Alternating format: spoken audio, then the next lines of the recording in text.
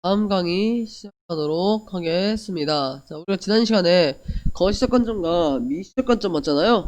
오늘은 일단 거시적 관점에 대해서, 거시적 관점에 뭐가 있는지에 대해서 볼 건데, 교과서는 16페이지가 되겠습니다. 교과서 16페이지 기능론입니다. 기능론 대전제. 사회는 하나의 유기체와 같다라는 잠시만요.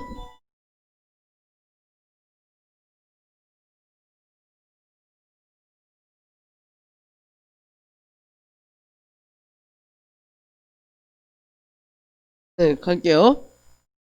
자, 기능론은요, 사회를 하나의 살아있는 유기체와 같다고 봅니다. 교과서 16페이지 첫 번째 문장입니다. 좀 읽어볼게요. 즉, 인간의 몸을 이루고 있는 여러 장기가 각각 고유한 기능을 하면서 서로 연관되어 전체로서의 몸을 이루고 있는 것처럼 사회도 다양한 부분들이 사회 전체의 존속과 통합을 위해 맡은 기능을 수행하며 상호 연관되어 있다고 보는 것이다 라고 나와 있어요. 자, 유기체가 뭐냐면요, 유기체란 어떻게 생각하면 되냐면은, 생명체라고 해석하면 돼요. 생명체. 파리, 모기, 이게 강아지, 고양이, 인간, 이런 생명체라고 보시면 충분할 것 같아요. 그러니까, 사회도 하나의 생명이다! 라고 보는 겁니다. 무슨 말이죠? 자, 생명체가 살아남기 위해서는요, 뇌하고 심장만 작용하면 되나요? 알죠? 심장에 이렇게 막 피를 보내서 우리 이제 오장육부가 잘 작동을 해야 됩니다. 우리 손도 발도 머리도 다 잘 작동을 해야 인간이 좀 살아가는 법입니다. 그런데 네, 우리 사회는 어쩌냐는 거죠. 이 사회가 살아남기 위해서는 이 사회의 기능도 다 잘 작동을 해야 돼요. 어떻게 작동해야 될까요? 예를 들면 우리 팔 있죠? 우리 팔이 이렇게 잘 뭔가 짚는 것처럼 우리 경찰들도 범죄자들을 잘 잡아야 돼요. 그래야 우리가 안정적으로 거리를 나다닐 거 아닙니까? 또 병원도 병원 나름대로 잘 작동을 해야 돼요. 어떻게? 치료를 열심히 해야 돼요. 경찰, 법원 얘기했죠. 또 어디 있어요? 학교도 애들을 잘 가르쳐야 돼요. 그래야 니들이 학교에서 뭘 잘 가르쳐야 잘 배워서 대학교 가가지고 이제 전문적인 기술을 배우게 되고, 그래야 여러분이 각종 직장에 취직할 거 아닙니까? 네. 또 정부, 국회도 자기 일을 제대로 해야죠.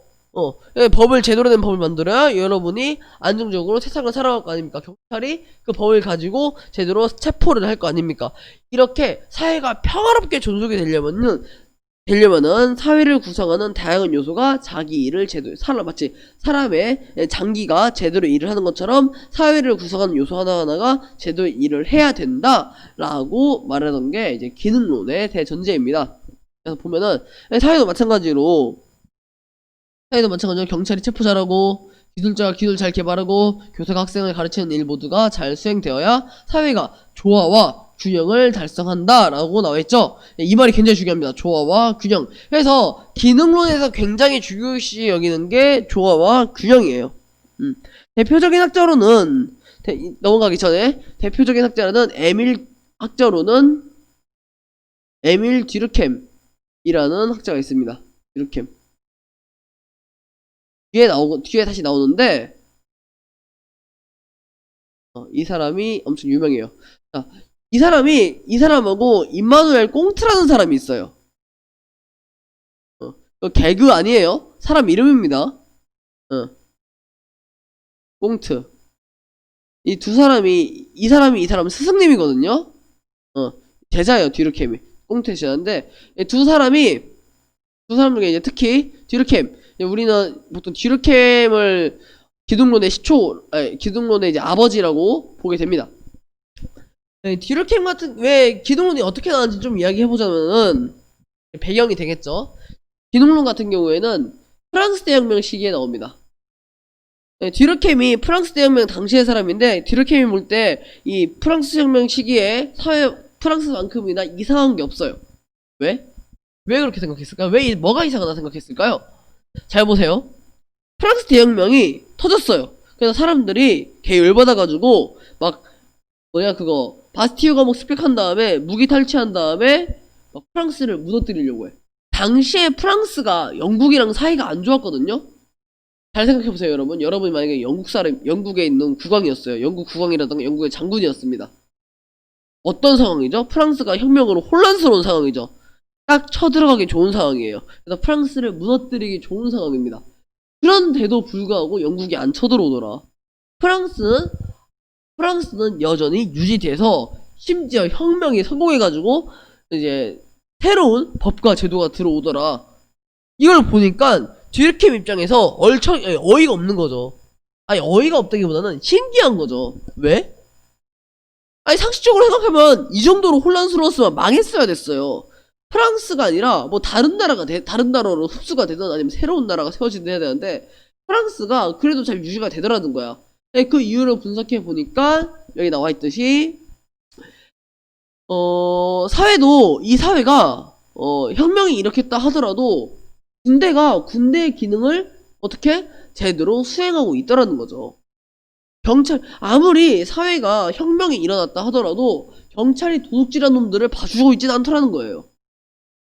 이 사회가 혁명이더라도 혁명이 일으켜서 굉장히 혼란스러운 상황에도 불구하고 국경선을 지키는 군인들은 여전히 외부 국가 우리나라에 쳐들어오려는 외국을 상대로 계속 무기를 겨누고 있었고요. 경찰은 살인사건에 대해서 열심히 조사하고 있었어요. 미제 살인사건에 대해서 열심히 조사해서 사건을 해결하려고 노력하고 있었고요. 빵을 만드는 빵집 사장님도요, 혁명을 하긴 하더라도, 빵 만들 때 또 빵을 만들어서 열심히 팔고 있다라는 거죠. 그래서 듀르켐이 깨달아요. 사회는요, 사회 각 분야가, 계속 자신의 일을 열심히 함으로써 조금 혼란스러운 상황에서도 어떻게 조화와 균형을 지키더라. 사회 각 기능이 제 할 일을 열심히 해서 이 사회가 유지되도록 조화와 균형을 달성해 나가더라. 그래서 이제 기능론이라고 말합니다. 사회 각 기능이 사회 유지를 위해서 기능한다 라고 해서 기능론이라고 한다 보시면 되겠습니다. 그래서 이제 보면 이런 기능론은요, 일단 기본 속성이 조화와 균형입니다. 교과서 보시면은 이런 말이 있어요.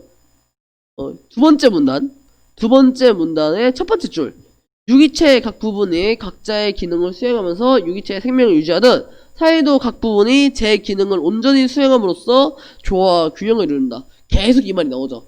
그래서 사회의 기본 속성은 조화와 균형을 이루려고 하는 겁니다. 이 사회의 기본 속성이 조화와 균형을 어떻게 하면 달성할 수 있는가에 대한 고민, 조화와 균형을 이루는 게 목표입니다. 그래서 조화와 균형을 이뤄서 궁극적으로 이 사회를 유지하는 게 목표입니다. 왜? 이미 이 사회는 조화와 균형을 이뤘으니까 당연히 좋은 사회잖아요. 좋은 사회니까 당연히 유지를 해야죠. 맞습니다. 그러므로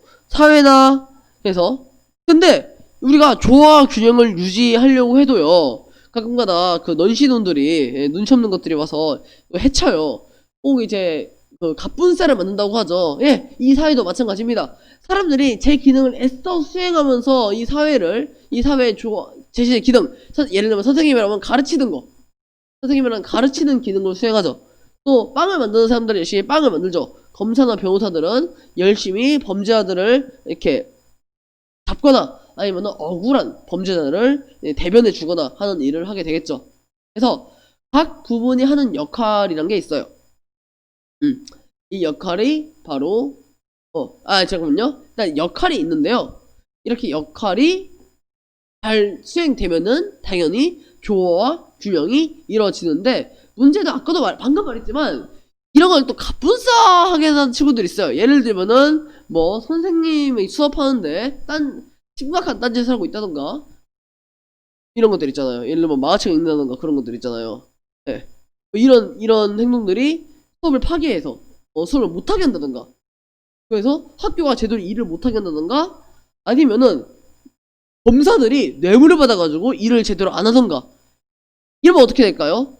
당연히 조화와 균형이 파괴되겠죠. 자, 이렇게 조화와 균형을 파괴하게 하는 것을 사회 문제가 일어나는 사회 문제입니다. 그게 사회 문제예요. 조화와 균형이 파괴되는 것. 자, 무슨 말일까요? 조화와 균형이 왜 파괴될까요? 사람들이 제 일을 하는데 제 일을 다 하는데 조화와 균형이 왜 파괴돼? 간단합니다. 어떤 이유로든 그 합의된 사회의 역할이 제대로 수행되고 있지 않으니까. 애당초 수업 시간에 학생들은 수업을 열심히 듣고 선생님은 수업을 열심히 해야 되는데 학생이든 선생님이든 둘 중 하나가 수업을 제대로 열심히 들으려 하지 않던가 수업을 제대로 하지 않던가 하니까 기능을 안 하니까 학교 교육이 공교육이 무너져 버리죠. 미국 사회가 그래요. 네, 미국 공교육이 무너졌거든요. 왜? 학생들은 옛날 학교에 학교 막 총 들고 와서 위협을 하던가 아니면 학교에 아예 안 나와버리던가 학교에서 마약해버려요. 그럼 제대로 수업이 될까요? 안 될까요? 안 되죠. 그럼 이제 미국 사회에서는 교육이라는 역할이 제대로 수행되지 못하니까 이제 사람들이 가난한 사람들 이제 공교육을 그나마 배울 수 있는 게 공교육밖에 없던 사람들은 교육을 제대로 받지 못하고 제대로 취직하지 못해서 문제를 일으키죠. 범죄자가 돼서 조화와 균형을 파괴하게 되겠죠. 또 다른 예시 들어볼까요?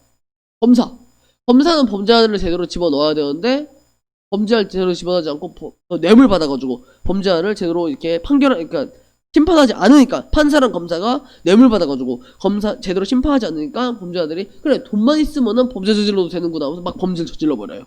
그럼 이제 또 이 사회의 안정적인 조화의 균형, 이 사회 유지가 깨져버리죠.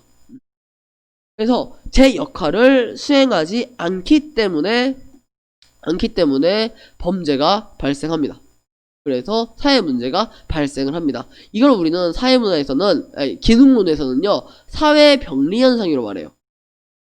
그 기능이, 일단 기능론 자체가요, 역할이 제대로 수행되고 있지 않아서 사회 문제가 터지는 거라 했잖아요. 문제는 기능론은요, 이게 영원히 그럴 거라 생각하지 않아요.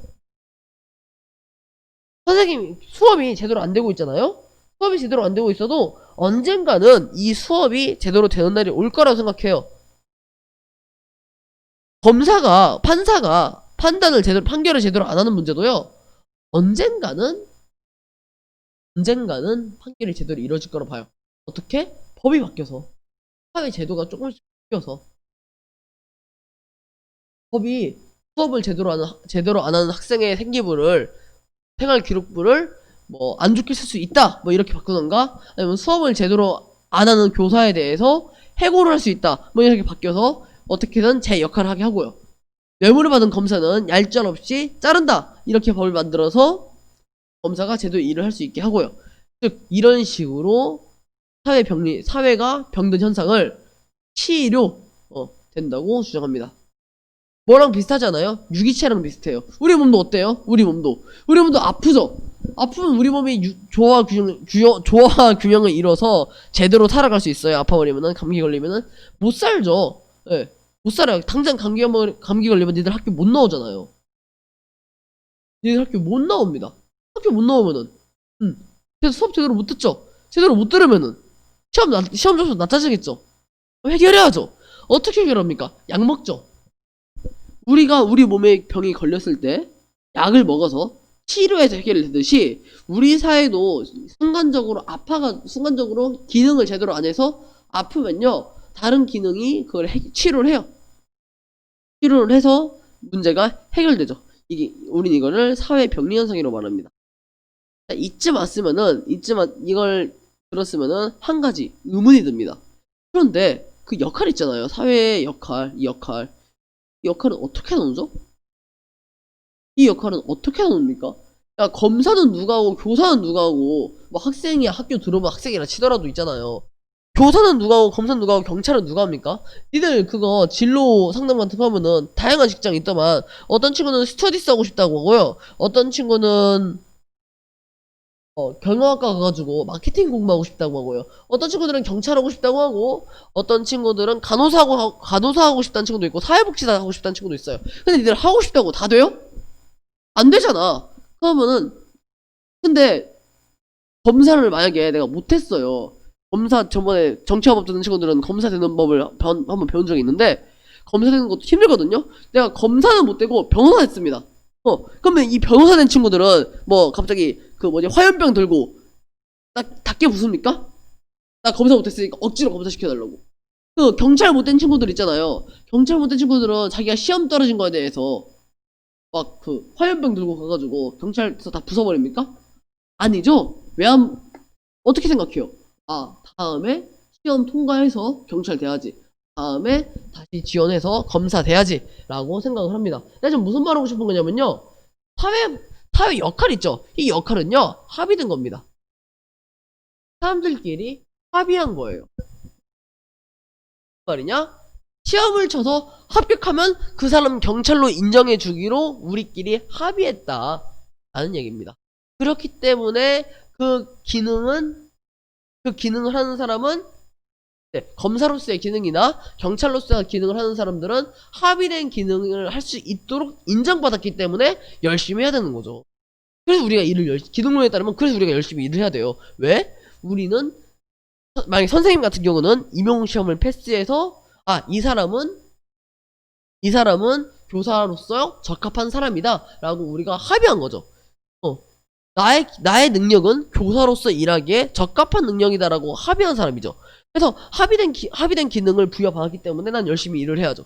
근데 열심히 일을 안 한다? 그럼 제대로 기능이 안 돌아갈 거고 사회 병리 현상 발생하는 거죠. 방금 설명한 거. 그럼 날 선생님을 자름으로써 치료되겠죠. 이게 바로 기능론의 논리입니다. 그렇게 되면은 이렇게 합의된 역할을 열심히 수행하면은 사회가 어떻다? 조화와 균형을 달성할 수 있다라고 보는 거죠. 조화와 균형을 달성하면은 이 사회가 어떻게 된다? 건강하게 유지된다. 물론 그렇다고 해서 가끔 문제가 터지더라도, 즉 사회 병리 현상 문제가 터지더라도 결국 치료돼서 욜로 돌아온다 보시면 되겠습니다. 자, 이렇게 하니까 비판을 할 수 있어요. 그럼 사회 기능론의 목적은 뭐예요? 기능론의 목적, 조화와 균형을 이뤄서 사회를 유지시키는 게 목적이었죠. 근데 우리 사회가 언제나 유지만 됩니까? 여러분은 자본주의 사회가 언제까지 유지될 것 같아요? 물론 사회주의로 갈지 말지는 몰라요. 한 1500년쯤 뒤에 사회주의가 될 수 있겠죠.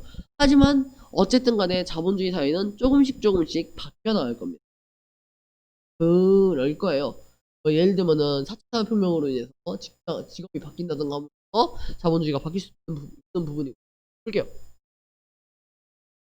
기능론의 장점은요, 일단 확실한 거는 사회 질서와 조화를 설명하는 데 유용합니다. 왜 사람들이 법을 지키는지는 설명할 수 있어요. 왜 법을 지킬까요? 왜? 그 사람들이 사회를 유지하고 존속시키게 하려고. 자신이 직장에서 맡은 바 역할을 열심히 하는 이유는 뭐예요? 내가 말했죠. 선생님이 선생님하는 이유. 선생님이 선생님으로서 존재할 수 있던 이유는 선생님이 합의된 기능을 맡기로 했고요. 그 기능을 수행함으로써 어떻게 이 사회 조화 균형을 이루는 거죠. 그래서 이 사회가 조금 혼란스러운 상황이죠. 지금 코로나 때문에 얼마나 세상이 혼란스럽습니까? 코로나에다가 북한 맨날 미사일 빵빵 쏘죠. 이런 것 때문에 우리 사회가 얼마나 혼란스러워요? 그럼에도 불구하고 우리나라는 GDP 10이란 말이죠? 그리고 우리나라는 누가 보면 민주주의 국가입니다. 이렇게 혼란스러운 상황에서도 선거를 할 수 있고 GDP 10이고 이럴 수 있는 이유는 이 사회 각 기능이 제 역할을 그래도 열심히 해줘서 그럴 수 있다라고 말할 수 있는 거죠.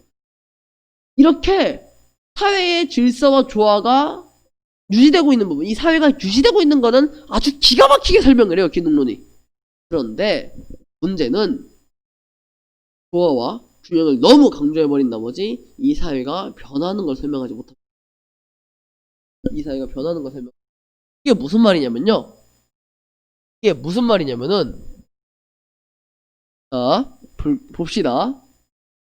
불과 10년 전까지만 하더라도요, 기본소득 얘기는 나오지도 않았어요. 근데 현재는 기본소득, 그러니까 대한민국 국민이기만 하면은 무조건 월 얼마씩 받아야 된다, 이게 필요하다는 얘기가 계속 나와요. 사회가 어떻게 되고 있는 거죠? 점점 좀 더 많이 나눠주자. 예전에는 그러니까 불과 한 10년 좀 더 넘어있고요, 한 20년 전쯤만 하더라도 돈은 당연히 열심히 일해서 자기가 벌어야 된다라는 생각을 했고, 그걸 중심으로 법이 이렇게 쩌라는 걸 만들어졌다면요, 현대사회는 아니 돈을 벌 수 없는 능력이 있는 사람, 돈을 벌 수 있는 능력이 없는 사람일 수도 있잖아. 그런 사람들을 위해서 혹은 대한민국 돈을 뭐 능력이 있고 없고를 따라서 대한민국 국민이라는 이유 하나 때문에 돈을 줘야 된다라는 의견도 나와요. 세상이 변해가고 있죠. 사람들이 생각하는 관념이 변해가고 있어요. 생각이 변해가고 있어요. 생각이 변해가고 있어요. 또 직업도 막 바뀌죠. 막 어떤 직업은 사라지고 어떤 직업은 새로 나오고 세상이 사회가 이런 거 뭐라고 할까요? 사회 변화라고 말을 하겠죠. 이걸 우린 뒤에 가면 배우겠지만 사회 변동이라고 설명을 합니다. 자, 사회 변동이 일어나고 있어요. 근데 기능론은요 그냥 자기 역할 다 안 되면서요. 그걸로 끝이에요. 기능론은 자기 역할을 다해서 세상을 유지해야 됩니다. 근데 현실을 보면은 세상은 변하고 있네요. 말이 어때요? 같아요? 달라요? 말이 다르죠? 네, 이게 문제예요. 기능론의 가장 큰 문제가 이 부분입니다. 사회 변동을 제대로 설명하지 못해요. 맨날 유지만 설명하다 보니까 누가 태클을 겁니다. 야 근데 있잖아. 세상이 변한다니까? 야 문영욱 같은 특이한 사람들이 계속 나오면서 세상을 바꿔나간다니까? 옛날에 선생님이라면은 맨날 이렇게 애들 시험 못 보면은 앞에 나와서 빠따치는 선생님이 대세였다면은 지금 선생님 봐봐. 무슨 문영욱 척 하는 거 봐봐. 맨날 애들하고 장난쳐요. 맨날 애들한테 가가지고 공부했음 맛! 이러면서 이렇게 장난친다니까? 어떻게 설명할 거야? 기능이 바뀌어. 기능도 바뀌고 세상도 바뀌고 직업이 막 사라지기도 해. 어떻게 설명할 거야? 라고. 사회의 변화를 어떻게 설명하겠니? 라고 물으면은 기능론은 조화와 균형을 너무 강조하다 보니까 그걸 설명하지 못해요. 사회 유지만 너무 설명하다 보니까 사회 변동 설명할 수 없다라는 문제가 발생. 자, 두 번째. 사회 각 부분이 하는 역할이 합의된 거라고 합니다. 합의된 거. 근데 그 합의한 주체가 누구냐? 결국 기득권. 누가? 즉 부자들. 부자들입니다. 부자. 로스쿨 좋지. 우리나라에서 변호사 되려면요 로스쿨 나와야 되거든요. 로스쿨 나와야 돼. 여러분 로스쿨 한 학기 학비가 약 국립대에서도요 400에서 500만원이 넘어가요. 그럼 가난한 사람들은 로스쿨을 갈 수 있을까요? 없을까요? 솔직히 말해서 힘들어요. 솔직히 말해서 힘듭니다. 집에 어느 정도 돈이 있어야 가는 것도 로스쿨입니다. 그런데 우리 사회는 어떻게 합의했다고? 변호사가 되려면 로스쿨 나와라 라고 합의했다고요. 잘 생각해보세요. 잘 생각해보세요. 네. 우리나라에서 직업 선택의 자유를 보장한답시고 네. 우리나라에서 직업 선택의 자유를 보장한답시고 로스쿨 가래요. 근데 로스쿨은 정작 돈 없으면 못 가요. 근데 그럼 로스쿨이란 거 있잖아요. 누가 만들었을까요? 정치인들이 만들었겠죠. 네. 정치인들이 만들었을 겁니다. 점점 이제 악기가 맞춰가죠. 즉 부자들이 판사, 변호사, 검사 다 해먹으려고 로스쿨 만든 거지 가난한 사람들까지 다 같이 이렇게 합의한 게 아니다 라는 결론을 내릴 수 있죠. 아 물론 로스쿨이 이런 이유로 있다는 건 아니고요. 기능론을 비판하는 논리로 보자면은 그렇게 생각할 수 있잖아요. 내가 언제 로스쿨 학비 500만원 되는데 합의했냐고요. 내가 언제 로스쿨 의사 되는데 의사 볼까요? 여러분 의대 나오는데 1년에 1000만원 들거든요. 내가 언제 의대 나오는데 1년에 1000만원씩이나 들면서 나오는데 합의했냐고. 자, 각 부분의 역할 좀만 더 깊게 볼까요? 그럼 자, 그래서 의사는 한 달에 1000만원씩 1000만원씩이란다. 그 뭐지? 대기만 하면은 성형외과 의사들 1년에 1억씩 벌거든요. 1년에 1억 넘게 벌죠. 근데 식당에서 일하시는 분들 있죠. 식당에 일하시는 분들이 한 달에 한 150 해가지고 1년에 한 1800에서 2000 정도 봅니다. 잘 벌면 2000. 식당에서 일하시는 분들이 뭘 그렇게 잘못했길래 한 달에 2000밖에 못 버는데 성형외과 의사들은 뭘 그렇게 잘했길래 1억을 봅니까? 누구 마음대로 정했는데요? 라는 질문을 할 수 있죠. 이게 문제라는 얘기예요. 기능론은요 그 역할은 합의된 거라고 말하고 끝이에요. 근데 잘 생각해보면은 자 의사라고 1억 받고요. 의사라고 1억 받고 뭐 식당에서 일한다고 해서 2천만원 받는 게 누가 정한 건데요? 그거 누가 합의한 건데요? 어. 누구는 한 학기 1년 학비 1,000만 원 내면서 의대 갈 수 있고, 누구는 학비가 없어서 대학도 가기 힘들고, 이런 상황은 정말로 이런 모든 것들이 합의라고요? 단순히 합의라고 말할 수 있을까요? 아니요. 그 합의한 주체부터 문제가 생길 수 있는데요. 바로 부자들이 자기들끼리만 이렇게 자신들의 직업을 보호하기 위해서, 곧 의사가 1억씩 벌고 판검사가 1억씩 버는 이 상황을 보호하기 위해서 합의했다고 말해버렸을 뿐이라는 얘기죠. 합의했다고? 이건 우겼다는 얘기죠. 합의했다고 말해. 절대 우리 사회 전체의 인구가 그래, 의사든 1억 벌어, 변호사 1억 벌어 대신에 그리고 저기 카페 종업원은 월 200, 월 1년에 2천만 원씩만 벌어, 이렇게 합의한 적이 없다는 얘기죠. 이런 식으로 애당초 합의라는 것 자체가 기득권을 보호하려는 논리다라고 비판할 수 있다 보시면 되겠습니다. 자, 세 번째, 개인의 역할을 사회를 유지하는 구조만 이해합니다. 그러니까 무슨 말이냐면요, 저번 시간에 미시적 관점 설명할 때 선생님이 뭐라고 했나요? 미시적 관점 설명할 때 선생님이 기부를 한 이유는, 선생님이 그 도둑자가 안타까워서 기부할 수도 있어요. 사람은 사회의 하나의 부속품, 사회의 기능을 수행하는 부속품이 아니란 얘기입니다. 스스로 판단하고 행동할 수 있어요. 그런데 기능론은 어떻다? 사람을 부속품으로만 여긴다. 사람은 자율성을 가지고 스스로 가치 판단할 수 있는 존재인데 그렇게 여기지 않는다라는 문제가 발생한다로 그렇게 비판할 수 있습니다. 사람은 이 사회를 유지하는 부품이 아니에요. 스스로 움직일 수 있어요. 자유롭게 움직일 수 있는데 기능론은 걸 간과한다 라고 비판할 수 있습니다. 실제로 많이 비판하고요. 이렇게 기능론 설명을 해봤습니다. 자, 두 번째,